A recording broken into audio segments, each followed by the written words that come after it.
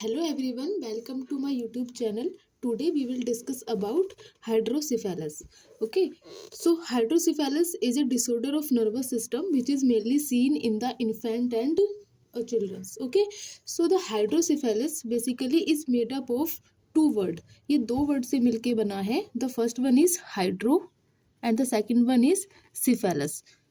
तो hydro is related to the water और fluid and the cephalus is related to the mind और brain. Okay, तो जो hydro है वो फ्लूड या फिर वाटर से संबंधित है और जो सिफेलस है वो माइंड या फिर ब्रेन से संबंधित है. ठीक, तो हाइड्रो मतलब जो हमारे ब्रेन में CSF होता है, एक हमारे ब्रेन में नॉर्मली एक फ्लूड प्रेजेंट होता है जिसका नाम है CSF, सेरेब्रो स्पाइनल फ्लूड. इसका नेम क्या है? Cerebro spinal fluid. ठीक, जैसे हमारे लंग्स के अंदर भी फ्लूड प्रेजेंट होता है, हमारे जॉइंट्स के अंदर भी साइनोवियल फ्लूड प्रेजेंट होता है, हमारे हार्ट के अंदर भी फ्लूड प्रेजेंट होता है, वैसे ही हमारे ब्रेन में और स्पाइनल कॉर्ड में एक फ्लूड प्रेजेंट होता है जिसका नाम है CSF, सेरेब्रो स्पाइनल फ्लूड. ये फ्लूड करता क्या है? ये ब्रेन को किसी भी इंजरी या फिर शॉक से प्रिवेंट करता है और ब्रेन के अंदर जितने भी डेब्रिस या फिर पैथोजेंस प्रेजेंट होते हैं उनको रिमूव करने का काम करता है. ठीक ठीक है, तो हाइड्रोसिफेलस में बेसिकली होता क्या है कि जो CSF है या तो उसका प्रोडक्शन ज़्यादा हो जाता है या फिर वो एब्जॉर्ब नहीं हो पाता. दो चीज़ें होती हैं, या तो CSF मतलब नॉर्मली जो प्रोड्यूस हो रहा है और जो एब्जॉर्ब हो रहा है, इन दोनों के लेवल में अगर कहीं इम्बैलेंस हो जाती है तो उस कंडीशन को हम हाइड्रोसिफेलस बोलते हैं. या तो CSF का प्रोडक्शन बढ़ जाए या फिर प्रोड्यूस तो सही हो रहा है लेकिन एब्जॉर्ब नहीं हो पा रहा, तो उस कंडीशन, कौन सी कंडीशन डेवलप होगी? हाइड्रोसिफेलस. मतलब ब्रेन के अंदर CSF का लेवल ज़्यादा हो जाता है, accumulation of the CSF in brain from normal से जब ज़्यादा CSF एक्यूमुलेट हो जाता है ब्रेन में तो उसे क्या बोलते हैं? हाइड्रोसिफेलस.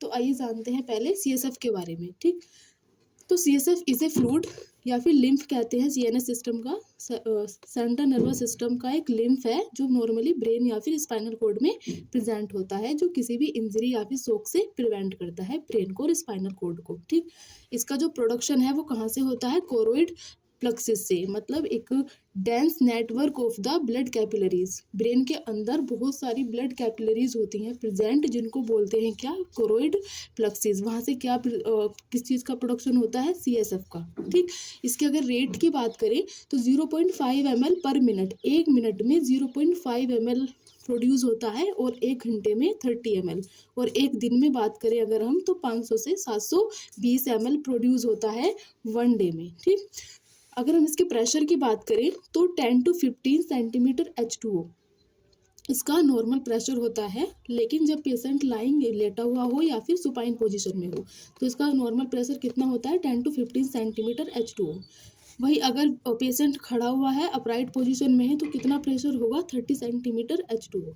ठीक, अगर हम सेंटीमीटर ऑफ H2O को कन्वर्ट करें मिलीमीटर ऑफ Hg में तो 1 mmHg is equal to 1.359 centimetre H2O. हम इससे कन्वर्ट कर सकते हैं वैल्यूज़ को. ठीक है, तो हमें जो ICP मतलब लर्न करना है वो हमें mmHg में भी याद करनी है वैल्यू और सेंटीमीटर H2O में भी याद करनी है कि नॉर्मल इंट्राक्रेनियल प्रेशर कितना होता है. तो अगर mmHg में वैल्यू पूछी गई है तो वो होता है 5 से 15 mm ऑफ Hg, और अगर सेंटीमीटर ऑफ H2O में वैल्यू पूछी गई है तो 10 to 15 सेंटीमीटर ऑफ H2O. ठीक है, और ये अलग अलग भी है कि लाइंग सिचुएशन में क्या होगा और जब पेशेंट अपराइट पोजिशन में होगा तब क्या होगा. ठीक है, आगे चलते हैं. नॉर्मल अमाउंट कितना होता है? 120 ml, या फिर अगर रेंज में पूछा गया है तो 125 to 150 ml. Normal ICP mmHg में 5 to 15 और सेंटीमीटर ऑफ H2O में 10 to 15. ठीक है, एब्जॉर्प्शन कहाँ पे होता है इसका? सब आर्कनोइड स्पेस में. अब सब आर्कनोइड स्पेस क्या होता है? देखिए, इसके लिए हमें मेनिंजिस समझना पड़ेगा. मेनिंजिस क्या होती है? मेनिंजिस होती है ब्रेन की लेयर. बेसिकली 3 लेयर से बन के मिली है. Meninges is a layer of brain. जो आउटर कवरिंग होती है ब्रेन की और स्पाइनल कॉर्ड की इसको मेनिंजिस बोलते हैं. इसकी भी 3 लेयर होती हैं. कौन कौन सी? Dura mater,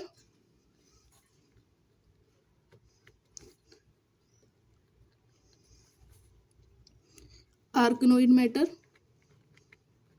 and pia matter.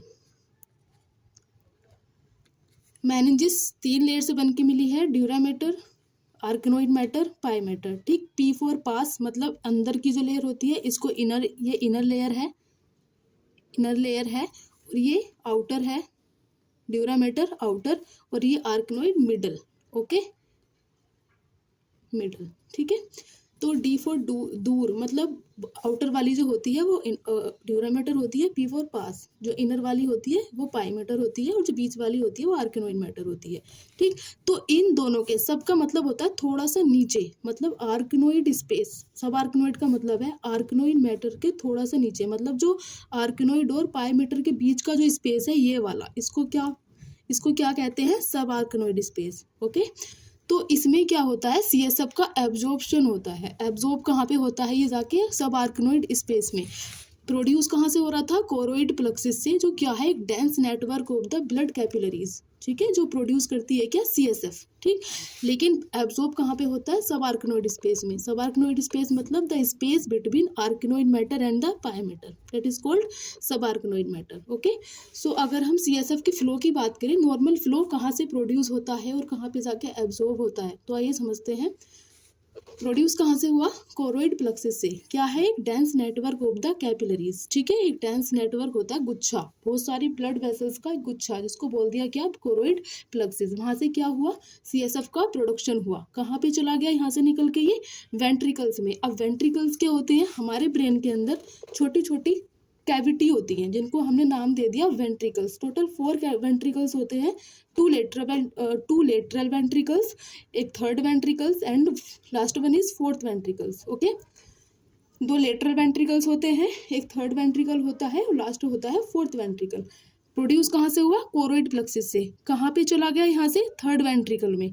किसके थ्रू गया, एक डक्ट होती है इन दोनों के बीच में, कोरोइड प्लक्सिस और थर्ड वेंट्रिकल के बीच में एक डक्ट प्रेजेंट होती है, जिसका नाम होता है फोरामेन ऑफ मोनरो।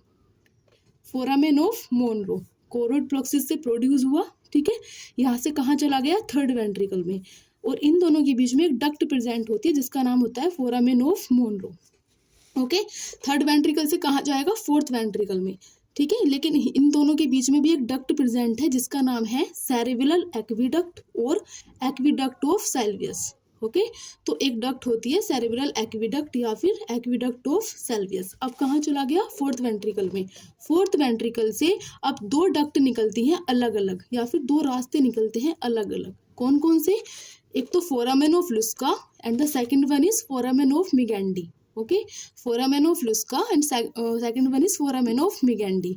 अब यहाँ से ये कहाँ जाता है, लास्ट में सब आर्कनोइड स्पेस में। यहाँ पे जाके क्या हो जाता है, एब्जॉर्ब हो जाता है। ओके, तो कहाँ से प्रोड्यूस हुआ, कोरोइड प्लक्सिस से। कोरोइड प्लक्सिस से कहाँ जाना है, थर्ड वेंट्रिकल में। किसके थ्रू जाएगा, फोरामेन ऑफ मोनरो के थ्रू। क्या है, एक डक्ट है, थर्ड वेंट्रिकल से 4th वेंट्रिकल में जाएगा, लेकिन इन दोनों के बीच में एक डक्ट प्रेजेंट है, जिसका नाम है सेरेब्रल एक्विडक्ट और aqueduct of Sylvius. Okay, 4th ventricle से कहाँ जाएगा, सब आर्कनोइड स्पेस में, लेकिन 2 रास्तों से होके जाएगा अलग अलग, तो डक्ट के थ्रू जाएगा। ओके, जिसका पहले का नाम है foramen of Luschka and the second one is foramen of मिगेंडी।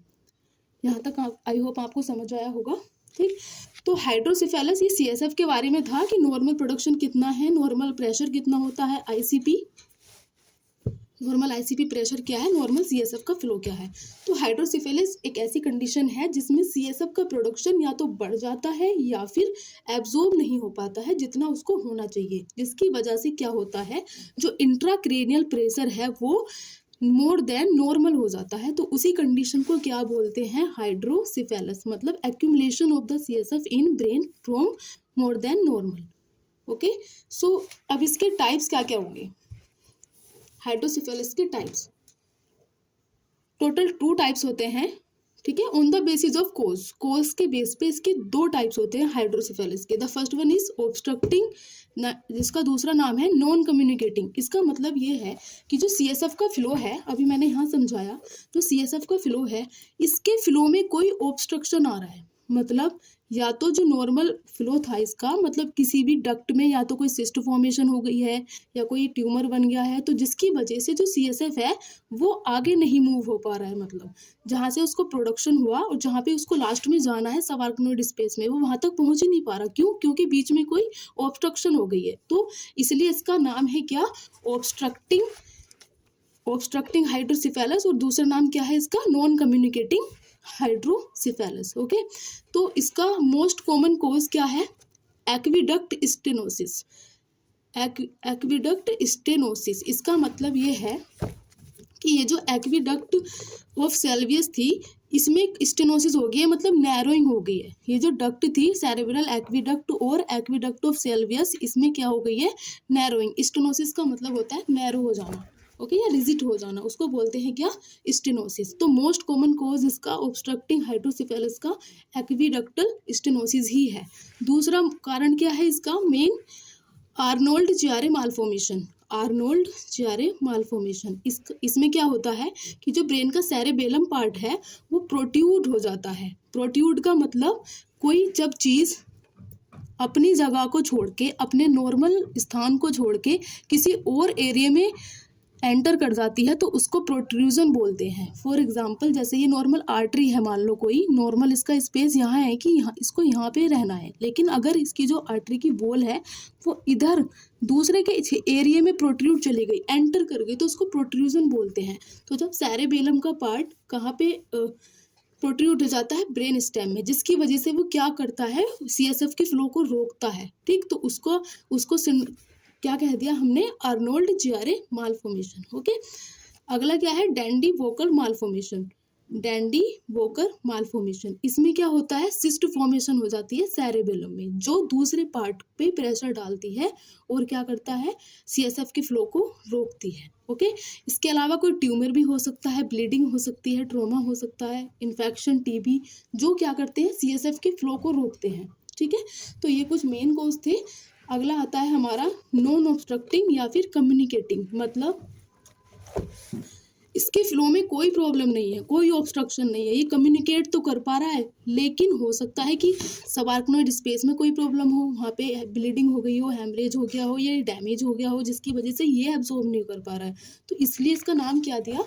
Non obstructing और कम्युनिकेटिंग। ओके, तो इसका मोस्ट कॉमन कॉज क्या है? Most common cause of the non obstructing hydrocephalus is subarachnoid space haemorrhage. मतलब सबार्कनोइड स्पेस में क्या हो गया? हेमरेज हो गया, ये ब्लीडिंग हो गई है, जिसकी वजह से वो अच्छे से काम नहीं कर पा रहा और CSF को एब्जॉर्ब नहीं कर पा रहा। दूसरा क्या है? इन्फेक्शन या फिर TB। ठीक है, तो ये हमारे कुछ टाइप्स थे, किसके बेस पे? कॉज के बेस पे। The first one is obstructing and the second one is non obstructing. अब हम बात करते हैं सिम्टम्स की, कि हाइड्रोसिफेलस में कौन कौन से सिम्टम्स देखने को मिलेंगे। तो इन्फेंट में क्या देखने को मिलेंगे और चिल्ड्रन में क्या देखने को मिलेंगे? आई होप इन्फेंट आपको पता होगा, 0 to 1 ईयर, 1 साल के बच्चे को क्या बोलते हैं? इन्फेंट। ओके, तो इन्फेंट में क्या देखने को मिलेंगे? बल्जिंग ऑफ एंटीरियर फोंटेनल, जो उसका एंटीरियर फोंटेनल होता है उसमें बल्जिंग देखने को मिलेगी, उभरा हुआ। ठीक है, मोर देन नॉर्मल, लार्ज, मतलब बड़ा देखने को मिलेगा एंटीरियर फोंटेनल। इसके अलावा जो उसका हेड का साइज है वो बहुत ज़्यादा बड़ा देखने को मिलेगा। उसके जो बच्चे का जो सर है, head circumference will be increase हो जाएगा। नॉर्मल कितना होता है? 33 to 35 सेंटीमीटर, ये होता है नॉर्मल हेड सरकमफ्रेंस। बट इसमें क्या होगा? मैक्रोसिफेली मतलब लार्ज हेड। मैक्रोसिफेली का मतलब होता है बेबी का सर बहुत बड़ा, मोर देन द नॉर्मल। ठीक है, उसको बोलते हैं मैक्रोसिफेली। और माइक्रो मतलब छोटा, बच्चे का सर क्या होता है? छोटा, तो उसको माइक्रोसिफेली बोलते हैं। मतलब बच्चे का जो सर है, हेड का साइज है, वो इंक्रीज हो जाएगा। इसके अलावा प्रोमिनेंट स्कार्फ वेन, बच्चे के जो सर की जो नसें होती हैं या वेन्स होती हैं वो दिखेंगी। Okay, crack pot sign, very important. इसमें जैसे घड़े के चटकने की आवाज आती है, जैसे घड़ा होता है उसमें क्रैक पड़ जाता है, तो जिस तरीके की जो साउंड आती है उस तरीके की साउंड सुनाई देती है जब डॉक्टर या फिर पीडियाट्रिशियन बच्चे के सर पे टैप करता है, या फिर परकसन से किसी भी उससे जब टैप करता है बेबी के सर पे, तो कैसी आवाज आती है? जैसे घड़े के चटकने की जैसी, जैसे क्रैकपोर्ट साइन बोलते हैं। इसका दूसरा नाम क्या है? मैकवॉन साइन। ओके, इसमें बच्चा करता क्या है? बेसिकली इरिटेट रहेगा, हाई पिच क्राई, इसकी जो किराए होगी वो बहुत ज़्यादा तेज, जैसे बहुत ज़्यादा हाई पिच किराए देखने को मिलेगी और बच्चा खाना नहीं खाएगा और वॉमिटिंग करेगा। इसके ये अर्ली साइन है। अर्ली साइन क्या है? एक तो irritable, high pitch cry, refuse to feed and vomiting. ठीक, इसके अलावा अब हम बात करते हैं चिल्ड्रन में क्या क्या देखने को मिलेगा? हाई पिच किराए देखने को मिलेगी, ICP बढ़ा हुआ दिखने को मिलेगा, intracranial pressure from the normal, और headache and vomiting and diplopia का मतलब होता है डबल विजन, दो दिखना, मतलब एक पर्सन को दो दिखना। ठीक है, डबल विजन। तो ये अर्ली साइन है इस बीमारी के, ये अर्ली साइन है, हेडेक, वॉमिटिंग एंड डिप्लोपिया। इसके अलावा ICP बढ़ा हुआ और हाई पिच किराए देखने को मिलेगी। एक सिम्टम देखने को मिलता है कशिंग ट्रायड, जिसका नाम है कशिंग ट्रायड, बहुत इंपॉर्टेंट है, ध्यान से देखें। इसमें कशिंग ट्रायड में होता क्या है? बेसिकली ब्रेडिकार्डिया होता है, हार्ट रेट डिक्रीज देखने को मिलेगी, irregular respiration and BP will be increase. ये तीनों साइन किस में आते हैं? कुशिंग ट्रायड में आते हैं और देखने को मिलते हैं किसमें? हाइड्रोसिफेलस के बच्चे में। Bradycardia, irregular respiration and BP will be high. ठीक है, ओके। सो अब हम मैनेजमेंट की बात करते हैं। इसके मैनेजमेंट, मेडिकल मैनेजमेंट अगर बच्चों को कम्युनिकेटिंग हाइड्रोसिफेलस है, कौन सा? कम्युनिकेटिंग हाइड्रोसिफेलस है, मतलब कोई बीच में ऑब्स्ट्रक्शंस हो रही थी जिसकी वजह से CSF आगे फ्लो नहीं कर पा रहा था, तो उसमें ही अप्लाई करेंगे सिर्फ क्या? Medical management. अगर नॉन कम्युनिकेटिंग हाइड्रोसिफेलस है तो उसमें मेडिकल मैनेजमेंट नहीं करेंगे, फिर सर्जरी करेंगे। लेकिन कम्युनिकेटिंग है अगर तो मेडिकल मैनेजमेंट दे सकते हैं, ओनली इन कम्युनिकेटिंग। ठीक है, कौन कौन सी मेडिसिन? एसिटाजोलामाइड कितनी देनी है? 50 mg पर kg पर डे के हिसाब से देनी है, या फिर मैनिटोल देंगे। ओके, दोनों करती क्या है? CSF के प्रोडक्शन को कम करती हैं। इसके अलावा अगर बच्चे के सर में ट्यूमर है या फिर ट्रॉमा है तो उसको ठीक करने की कोशिश करेंगे, TB है, इन्फ्लामेशन है तो उसको ठीक करने की कोशिश करेंगे। ठीक है, next one is in non communicating में क्या मैनेजमेंट करेंगे? VS शंट, इसका मतलब है वेंट्रिकुलो